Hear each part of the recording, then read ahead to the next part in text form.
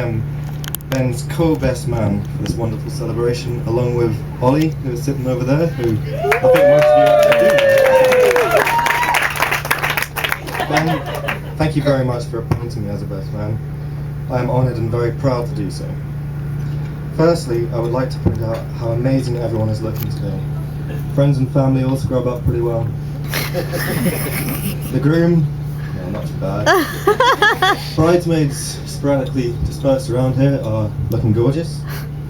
And of course, the beautiful bride is quite rightly stealing the show.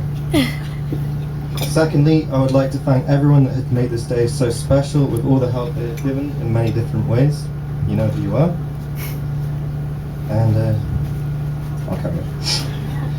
I have known Ben for a little over 13 years. We started at the same school miles away from home, on the same day in April 1997, in a strange little place, the Isle of Wight. We became friends almost immediately, although there was no choice in the matter, as we were penned up in the same dorm, on a different level of the boarding house to all the other boys. So eventually boredom got the better of us and we started communicating with each other on a fairly basic level and worked from there, really. It was not long before Ben made me cry on a daily basis. Not because I was upset, no, because he would somehow get me to laugh to such an extent that I would cry a lot. And most of you will probably find this extremely surprising. And you can be forgiven for doing so, but I can assure you it's true. You'll have to ask Ben how he did it.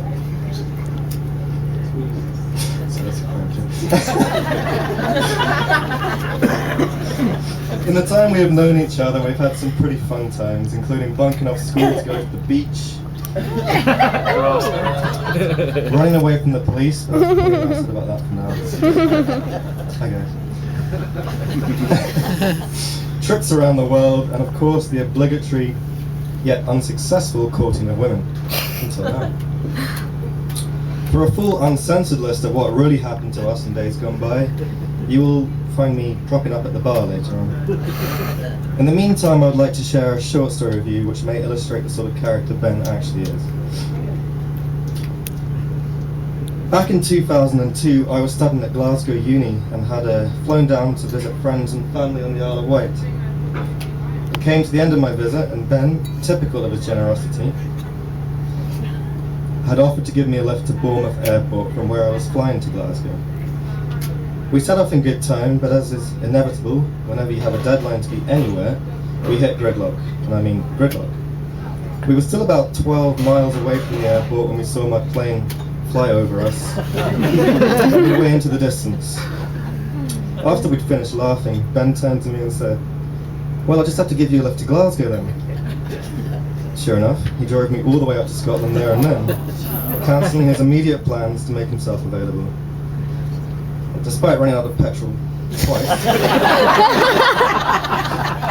Ben was adamant he could get 35 miles after his petrol light came. Sure enough, made it to Glasgow safe and sound that night. And that, ladies and gentlemen, is the sort of guy Ben is, willing to put himself out substantially to help a friend, and always willing to, dare I say it, go the extra mile.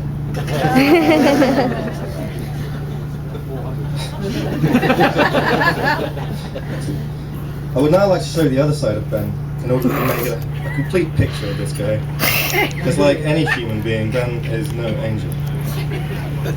Once, walking back to my house after being out for a fair few pints, he decided it would be a good idea to try and knock a wing mirror off each car on the way home.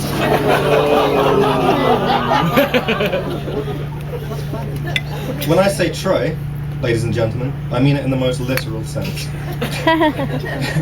I had decided that knocking a wing mirror off each car on the way home was not such a good idea, and therefore prevented Ben from doing so. It was much like wrestling with a young child, albeit a drunk young child. And finally I managed to get him home and tuck him in for the night. No wing mirrors were affected that night, but I will not always be around when he has the urge to vandalise them. So good luck with that. Another example of Ben's wisdom, and possibly another example of his inexplicable ability to coerce others, was when another good friend of ours, Will, who was actually just a bit earlier than thought he was coming, so the story is true. Was driving us in his car with another friend following behind, which is Joe, who's just turned up there, the skinhead. And Joe did not know the way. We all agreed it would be hilarious to try and lose Joe. So that he was lost in the middle of nowhere in the middle of the night. Ben's bright idea was to shout, "Turn off the headlights! You won't be able to see us!" Now, I don't know who was more stupid in this situation. Ben for suggesting the idea, or Will, the driver, for executing it. I remember it was all very black, and then we were no longer on the road. And then there was the noise of wood on metal, branches on glass, and there was silence. We managed to pull the car out of the ditch eventually, and we all learned a very important lesson there. Question everything that comes out of Ben's mouth, otherwise your life is in danger. But in seriousness, rest assured, knowing Ben as well as I do, I can say in great confidence that he will do anything and everything for Emily to make her as safe, as happy, and as loved as anyone could ever be.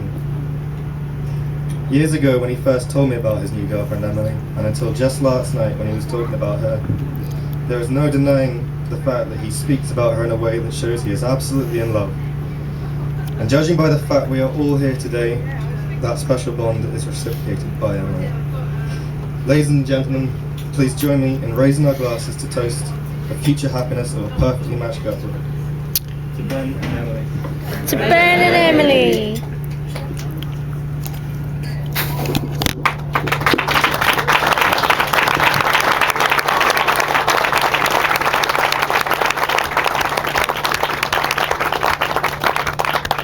Ladies and gentlemen, finally, would you please